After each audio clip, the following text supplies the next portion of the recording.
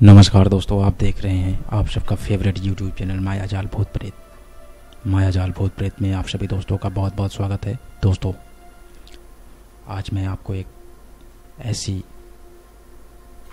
डरावनी कहानी बताने जा रहा हूँ जिसे सुनकर आपके रूह कांप उठेंगे। बट दोस्तों, उससे पहले मेरी आपसे रिक्वेस्ट है कि आप हमारा यूट्यूब चैनल मायाजाल भूत प्रेत अगर आपने सब्सक्राइब नहीं किया है तो प्लीज़ इसे सब्सक्राइब पे जाके सब्सक्राइब कर लीजिए, जिससे हमारे चैनल द्वारा दी जाने वाली सारी जानकारी और अपडेट्स आप सभी तक पहुंचती रहें। दोस्तों, बात उन दिनों की है जब मैं 12वीं क्लास में पढ़ता था। दशहरे का समय था। मैं अपने दोस्तों के साथ रामलीला देखने गया था। रामलीला गांव से ही कुछ दूर पर ही हो रही थी। रामलीला देखा। 12 बजे रामलीला खत्म हुई। मेरे सारे दोस्त अपने अपने घर चले गए। मेरे दोस्तों के घर वहीं नज़दीक में ही थे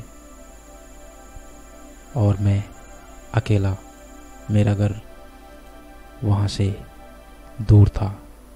एक जंगल को क्रॉस करके जाना था मुझे। जब मैं वापस जाना लगा तो मुझे कोई अपने साथ का नहीं मिला। अब मैं सोचा कि यहीं रुक जाऊं, मगर फिर सोचा कि घर वाले परेशान होंगे, इसलिए घर के लिए निकल गया। रास्ते में जो जंगल पड़ता है और मेरे पास कोई टॉर्च भी नहीं थी। जंगल में घनघोर अंधेरा, चारों तरफ अंधेरा, सुनसान। कुत्तों की भौंकने की आवाज दूसरे गांव से आ रही थी। पेड़ों को देखकर ऐसा लग रहा था जैसे कोई भूत खड़ा हो। अचानक कोई मेरे सामने खड़ा हो गया आके। पेड़ों को देखकर ऐसा लगा। फिर एक पल में अचानक कोई मेरे सामने तेजी से गुजरा। मुझे लगा कि ये पास के गांव का कोई लड़का है। मुझे थोड़ी राहत मिली क्योंकि मुझे कोई साथी मिल गया था, मगर वो लड़का बहुत तेजी से भाग रहा था। मैंने पीछे से आवाज लगाई, भाई जरा धीरे चल, हमें भी साथ लेके चल। मगर इतने में वह लड़का रास्ते के बाहर घनी झाड़ियों की तरफ कूद गया।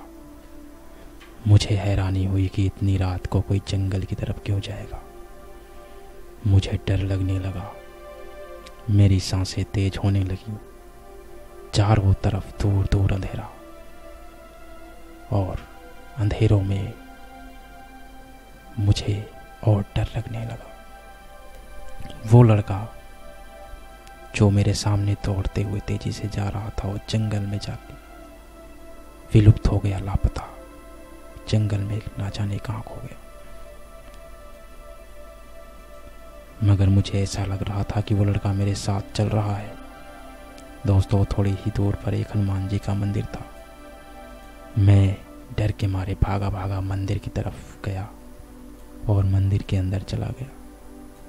सुबह तक उसी मंदिर में हनुमान चालीसा का पाठ पढ़ता रहा और वहीं बैठा रहा। और सुबह हो गई।